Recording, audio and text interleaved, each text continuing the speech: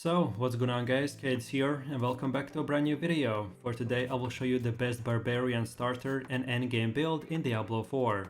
So, at the start I will explain how to play this class. Then we will look into the best skills, rotations, what gems and gear to use, so you would get the highest damage possible and much more. So Barbarian has big AoE skills with high damage to farm a lot of mob groups very quickly. These skills suffer from relatively long cooldowns, so make sure you group up your enemies to kill them very efficiently. For this video I will be using the Whirlwind build, which is currently the most beginner friendly and the highest DPS build in the game. And this build guide is split into two parts. So the first part is a Whirlwind leveling build, so to go from level 1 to 50, and then the second part is the full endgame build, which requires at least level 50, so depending on which level your character has, you can skip forwards or watch both builds, so you would know what should you use later in the game.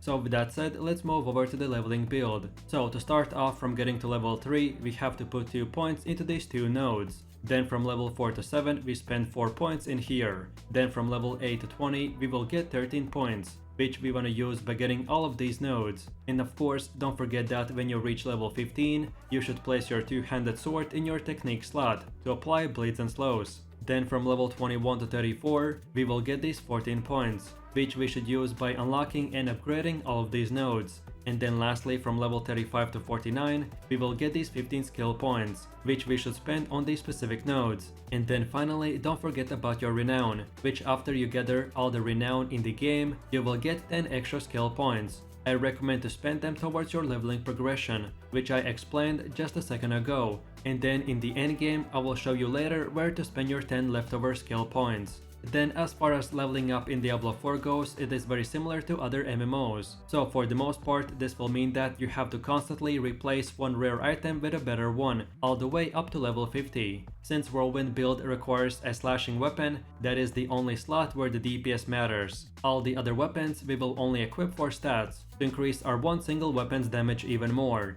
The stats to look out for a one-handed weapon are critical strike damage, damage to close, damage to slowed and sockets. And then for the two-handed weapon, the slashing only DPS, for skill damage, critical strike damage and sockets.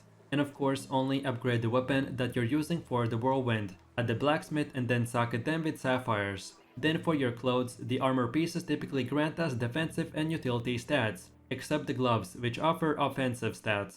So for your helmet, try to get a cooldown reduction, skill ranks and strength. Then for armor, get the life, strength and armor. Then for gloves, get plus stats to the Whirlwind and critical strike chance. Then for pants, get life or strength. And then for boots, get movement speed or strength. And then lastly for your jewelry, try to get amulets with defensive skill ranks, fury cost reduction, damage and movement speed. And for rings, get the critical strike chance, critical strike damage, physical damage and damage to slowed enemies. An important thing to note is that you don't need to upgrade armor or jewelry while leveling. I only recommend to socket armor with rubies and jewelry with skulls, and for the rest of the things, save all of your upgrades for your level 50 build. So then in my final summary for your leveling build, our gameplay loop consists of generating fury by using Rallying Cry, then we use the leap and lunging strike skills, to then lastly use the Whirlwind ability to decimate any monster in our way. And then lastly, we want to save our Call of the Ancients for the elite and bosses. And if needed, we can kite them around until our cooldown is back up, and that's it. So now let's move over to the second part where I will show you your endgame build. By this point, you should be familiar with the Whirlwind playstyle, what gear stats you should look out for and etc. So as I did the most explaining at the start, so I will just show you the setup that you want to use. I tested multiple setups and builds, and this one was the best one. So first of all, for your skills, we want to use the War Cry, Rallying Cry, Challenging Shout, Wrath of the Berserker, Iron Skin and Whirlwind. As for your gear, we already discussed what stats you should look out for, but if you're looking for purely best of the best gear, then here it is. So we want to get the Harlequin Crest and slot in the damage reduction gem. Then for your chest, get the chest armor called the Disobedience and slot in 2 damage reduction gems. Then for the gloves, get the Gore's Devastating Grip. Then for the pants, get the Temerity and slot in 2 more damage reduction gems. Then for the boots, get the Ghostwalker boots. Then for the amulet, get the Melted Heart of Selig. And then lastly, for your first ring, get the Ring of the Echoing Fury, and then for the second one, get the Bolt Chieftain's Ring. And then lastly, for your weapons, we wanna get the two-handed hammer of the Dire Whirlwind, and socket in 2 critical strike damage gems. Then the second weapon is the broadsword of the Berserker Ripping, and we wanna slot in 1 critical strike damage gem. Then for one of the last ones, equip the Rem Aladdin's Magnum Opus, and slot in 1 critical strike damage gem. And then finally get the Grandfather Sword, and slot in 2 same type critical strike damage gems. Then let's move forwards, and this is how your skill tree should look like. If you just came from the leveling build, then this is very similar. So again, just copy these exact same upgrades, and again, don't forget that by gathering all the renown in the game, you will get 10 extra skill points. And then finally, we have come to the Paragon system. At first, it might seem overwhelming, but if you're like me who's played the previous Diablo games, then this is quite self-explanatory. So starting off, this is how your first 26 points should be spent.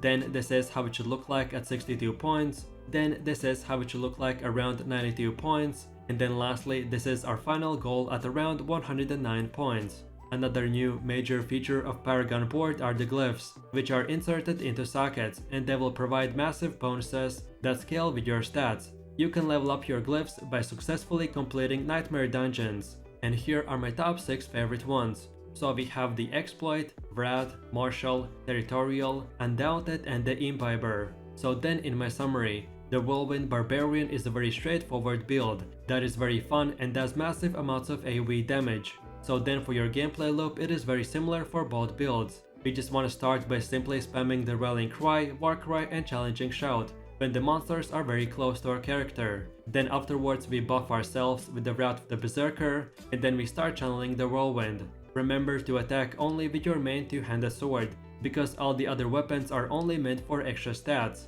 So just spin to win and have fun.